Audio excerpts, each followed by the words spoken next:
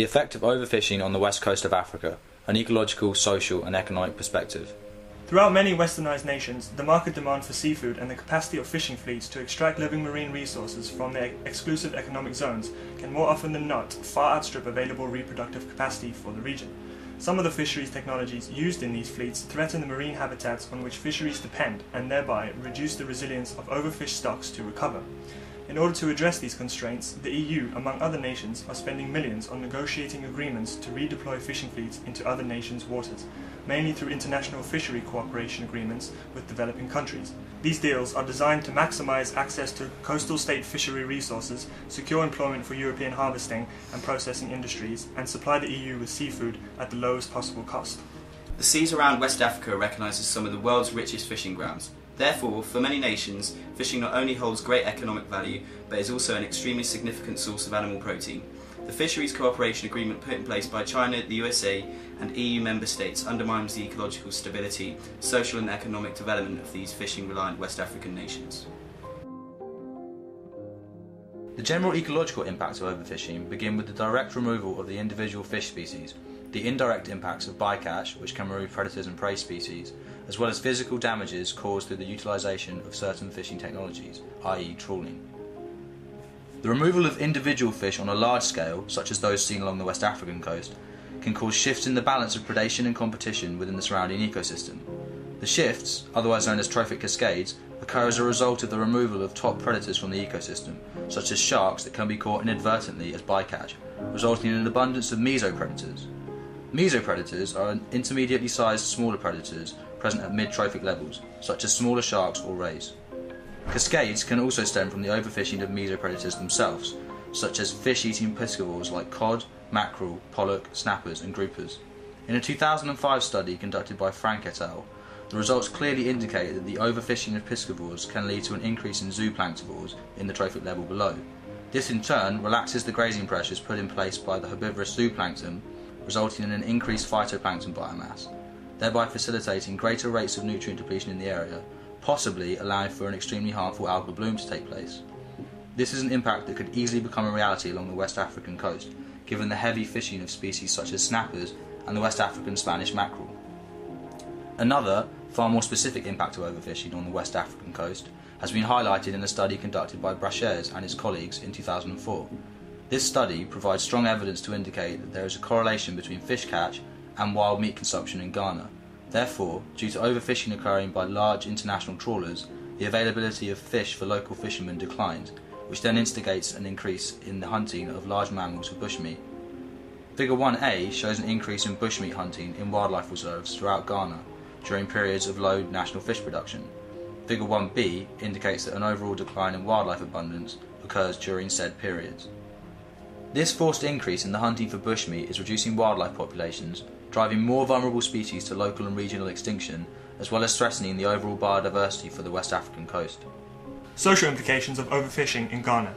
Limited access to distant offshore fishing grounds has left Ghana with few options but to allow EU, North American and Asian fishing fleets to exploit their coastal resources. The decline of the fishing industry in Ghana has limited the country's ability to meet even domestic demand, as well as threatening the economic and food security of the country. A loss of 100,000 jobs in the fishing industry in Ghana over a 4-year period from 1992 to 1996 represents a sizable change in the workforce. 2.5% of the total population is employed by the fishing sector, as well as 20% of the total labour force, most being unskilled young men. The crippled coastal economics have aided the surge of illegal migrants crossing into neighbouring countries, such as Senegal and Ivory Coast. In 2007, 31,000 Africans tried to reach other areas along the coast, resulting in the death or disappearance of nearly 6,000 people. The reactions of the government were to blame and expel immigrant fishers. The eruption of violence between the indigenous population and immigrant fishing communities in recent years can be traced to the general decline in fishing resources. In December of 1998, Ghanaian fishers were driven out of Ivory Coast when local inhabitants burned their settlements. These actions only increased tension in the region. While trawlers claim they aren't catching the same species of fish as the local fishermen, the trawlers can catch a much higher amount of fish with their large nets and round-the-clock fishing, leaving the locals with tiny amounts to catch. It is easy for European fleets to outmuscle 1.5 million local fishermen a year, when a large trawler can catch the same amount in one day as 50 smaller local boats can catch in a year. local fishermen are threatening to take up arms and turn to piracy, using their unsophisticated, small fishing vessels. They warn that West Africa could turn the way of Somalia, where pirates hold international ships at ransom. The local fishermen claim to be furious. They blame foreign trawlers for over-exploiting the resources and leaving them no choice but to defend their fish stocks violently if necessary. The economic impacts of overfishing, using Sierra Leone as a case study. Current losses are estimated to be up to $1.5 billion worth of fish each year due to illegal trawling. This is due to vessels from abroad fishing in protected zones or without proper licences.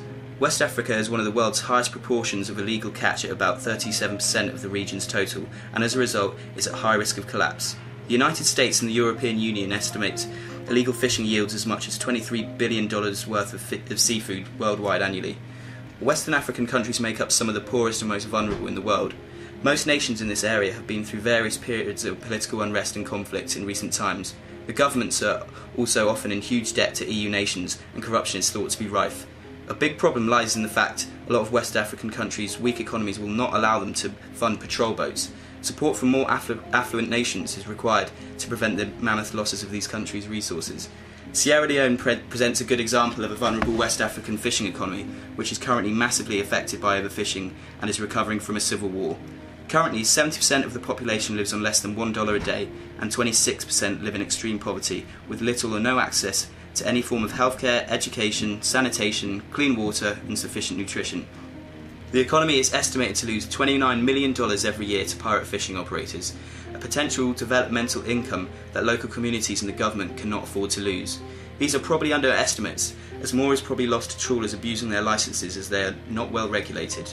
Over 30,000 local fishermen and 200,000 additional processing workers are engaged in traditional fish processing and intra-regional trade, and fisheries represent about 10% of GDP. Fish is also the most affordable and widely available protein source and constitutes a remarkable 80% of animal protein consumed in the country. So why do African countries sign these agreements if they are so damaging? The simple answer is that despite the negative impacts upon local fishermen and the environment, the immediate sum of cash to the governments is far too attractive.